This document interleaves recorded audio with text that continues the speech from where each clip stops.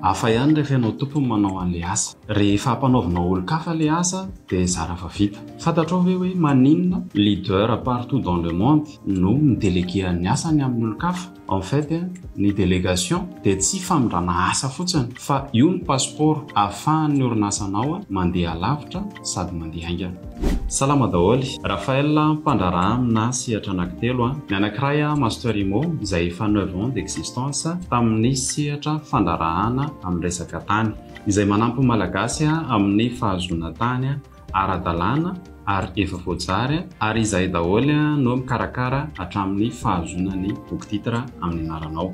Ny anankiray faharoa Fitbox. Fitbox dia salle de sport ao amin'ny tana Waterfront izay manampy anao hampahazo anao ny fahasalamana sy ny forma tadiavinao. Ary ny fahatelo dia Raphaël izay mizara ny expérience izay nananana tao anatina fandarahana hatramin'izay.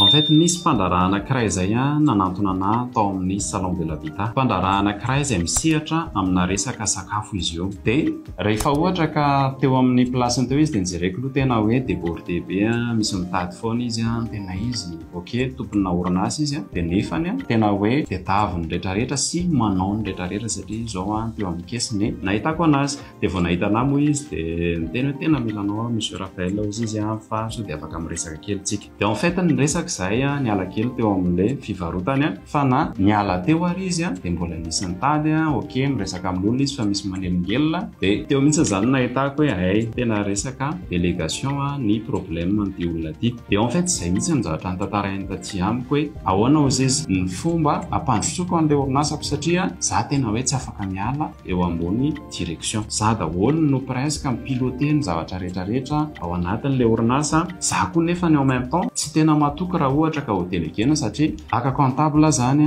dia hitan'ny comptable daholo ny vola izay mivoaka sy miditra rehetra atao amin'ny orinasa. Mety manahoana zany ny sécurité anay ao anatin'ilay izy raha ka olon-kafa anao ny resaka lakozia dia manahoana zany mety ho vitan'ny olona io ve dia azo ajanona rery zareo eo ampanaovana an'ilay asa.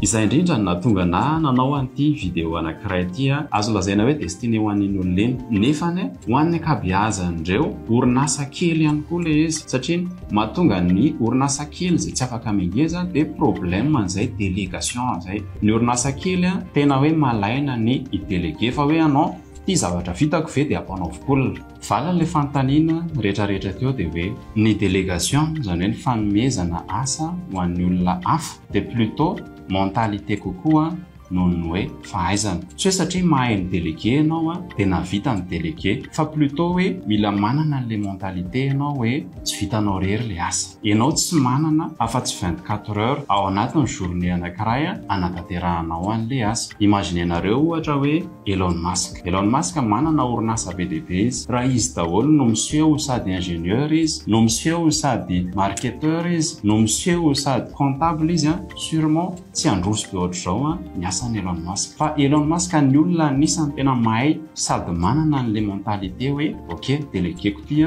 satria tsy ho vitako ity. Mila manana ihany koa ianao ny mentalité hoe ok boatiko ity fa tsy zany efa ny super héros ao anatin'ilay boatiko. Tsy ianao ny super héros satria tsy ianao no mahay indrindra ao anatin'ilay izy fa matoa ianao maka olona anankiray dia izy zany no mahay kokoa no ianao ary apta kokoa amin'iny asa iny. Mila manana koa ianao mentalité izay afaka manome confiance olona, afaka mahatoky olona satria mila fatokisana be ilay midélégué. Ok asanao ilay atao zaranao ary ianao ny anao an'ilay asa dia amin'izay fantatrao hoe mivoaka tsara ilay izy fa omeko olona ilay izy dia mahatoky an'iny olona iny anao anazy mahatoky amin'ny résultat izay omeny eo.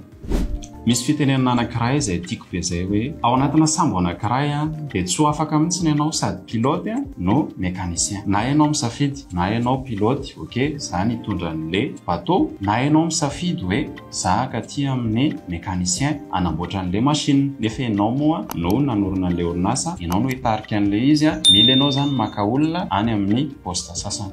Ahoana ary ny tokony ataonao mba ahavitany asa amin'ny tokony izy? En fait ny objectif ny délégation mankony sy hoe ame fahafalipo any mpiara-miasa aminao fotsiny fa nitanjony hoe délégation dia mba ahavitana tsara an'ilay asa sady ahavitana betsaka ihany koa. Ny anankiray voalohany ary dia mila atao clair tsara hoe inona ilay zavatra ampanaovinao an'ilay olona. Mila zavaina tsara hoe inona ny résultat izay endrasanao amin'ity olona ity. Ny anankiray faharoa dia mila omena an'ilay olona mety aminazy ilay tasy. Izay moa ilay citation anankiray izay hoe aza jugena amin'ny fomba fiakaran'ny trondro hazo ny compétence. Fa raha ho jugenao ny trondro amin'ny fiakarany hazo dia sûrement izy eritreritra ho gisitra mandrakizay henany. Mila omena zany. Raha ohatra ka hoe olona spécialiste amina designer dia ok, mena asana designer. Raha olona spécialiste amina marketing dia olona any amin'ny marketing no omena anazy. Ny anankiray fahatelo dia mila micontrôle ianao alohan'ny hanomezana confiance. Zany hoe amin'ny voalohany rehefa manome tasy olona anankiray dia mila micontrôle kely aloha ianao amin'ny voalohany. Ok, tia ny asa tia ampanaoviko anao dia manara-maso aloha ianao ao anatina fotoana fohy ahafahanao mijery hoe tena mendrika anazy ary tena mety aminazy ve ilay asa ampanaovina. Ny anankiray fahaefatra dia mila miataka amin'izay ianao. Amenao fatokisana izy anao an'ilay asa, efa napetraka ao ny tanjona, izy tena hoe olona mety amin'ilay asa dia izy amin'izay ny avelanao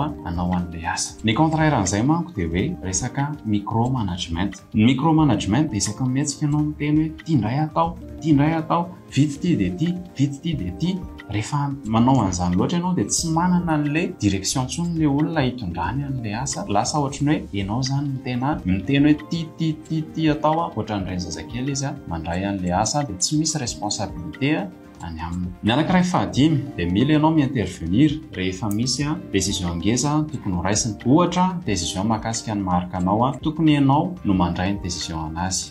Ny farany dia misy type anankiroa ary ny délégation. Ny anankiray délégation vers le haut ary ny anankiray délégation vers le bas. Ny délégation vers le haut dia hoe maka olona anankiray ianao tena compétent be ary izy no tokony hanoranao an'ilay asa. Hoy Steve Jobs izay hoe tsisy dikany raha ohatra ka aka olona intelligent dia izany indray mbola hiteny hoe inona ny asa ataony. Fa izy zany no tokony hanoro hoe ok, ahoana ny hitondrany an'ilay izy dia izay no exposeny amin'ilay leader. Ny type faharoa dia ny délégation vers le bas. Izany hoe maîtrisenao ilay asa. Dia rehefa maîtrisenao ilay asa dia ampianarinao anazy dia contrôlenao izy dia avy eo izy lâchenao amin'izay.